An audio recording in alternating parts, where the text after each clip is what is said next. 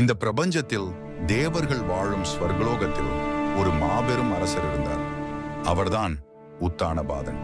அவருக்கு 2 மனைவிகள். ஒருவர் சுனிதி, அமைதியும் கருணையும் நிறைந்தவள். மற்றொருவர் சுருசி, அகம்பாவமும் அதிகாரமும் நிறைந்தவள். சுனிதியின் மகன்தான் இந்த கதையின் நாயகன், சின்ன துருவன். அவன் கண்களில் இருந்தது அன்பும் அப்பாவின் அரவணைப்பும் மட்டுமே. ஒரு நாள் துருவன் தன் தந்தையின் மடியில் அமர நினைத்தான். ஆனால் சுருசி அவனை கடுமையாக பார்த்து சொன்னான், இந்த சிங்காசனத்தில் உனக்கு உரிமை வேண்டும் என்றால் என் வயிற்றில் பிறக்க வேண்டும். அந்த வார்த்தைகள் சின்ன துருவனின் இதயத்தை உடைத்தது. அவனின் கண்களில் கண்ணீர், மனதில் நெருப்பு. அம்மா சுனிதி மௌனமாக அழுதார். அந்த நொடியில் ஒரு குழந்தையின் மனத்தில் ஒரு தீர்மானம் பிறந்தது. அந்த நேரத்தில் ஒரு தெய்வீக ஞானி அவன் முன் தோன்றினார். அவர்தான் நாரதர். குழந்தையே, இந்த கடினமான பாதையை நீ தாங்க முடியுமா? துருவன் பணிவுடன் சொன்னான், என் துன்பத்தை விட என் பக்தி பெரிது. நாரதர் அவனுக்கு ஒரு மந்திரம் கொடுத்தார். ஓம் நமோ பகவதே வாசுதேவாய. பனி சூழ்ந்த மலை உச்சியில் துருவன் ஒரே காலில் நின்றான். பசி, தாகம், காற்று, குளிர் எதுவும் அவனை தடுக்கவில்லை. அவன் சொன்னது ஒரே வார்த்தை, ஓம் நமோ பகவதே வாசுதேவாய. பிரபஞ்சமே அதிர்ந்தது. தேவர்கள் கலங்கினார்கள்.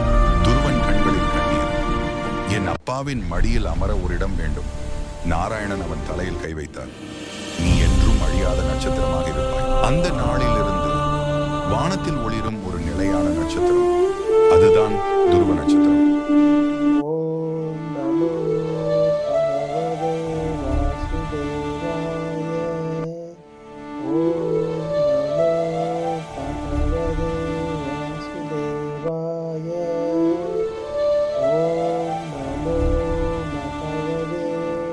வாசுதேவாய.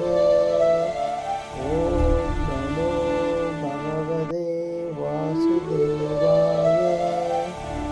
ஓம் நமோ பகவதே வாசுதேவாய. ஓம் நமோ பகவதே வாசுதேவாய. ஓம் நமோ பகவதே வாசுதேவாய. ஓம் நமோ பகவதே வாசுதேவாய. ஓம் நமோ பகவதே வாசுதேவாய. உறுதியும் பக்தியும் இருந்தால் கடவுளும் இறங்குவார். இந்த துருவன் சரித்திர கதையை உங்கள் வீட்டில் உள்ள குழந்தைகளுக்கு சொல்லிக் கொடுக்கவும், இந்த கதை உங்கள் மனதுக்கு பிடித்திருந்தால் சப்ஸ்கிரைப் செய்து லைக் செய்யுங்கள். இன்னொரு அழகான தெய்வீக கதையுடன் மீண்டும் சந்திப்போம்.